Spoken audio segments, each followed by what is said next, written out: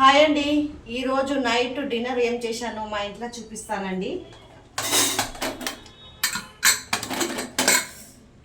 వేడి వేడిగా బగారా రైస్ అండి, బాస్మతి రైస్ తోటి. చూడండి, కుక్కర్లో అయితే చేసుకుంటే సూపర్గా అవుతుందండి బాస్మతి రైస్. కులులు కులులు బాగా అవుతుంది. దాంతోపాటు కాంబినేషన్గా చికెన్ కర్రీ మా ఇంట్లో.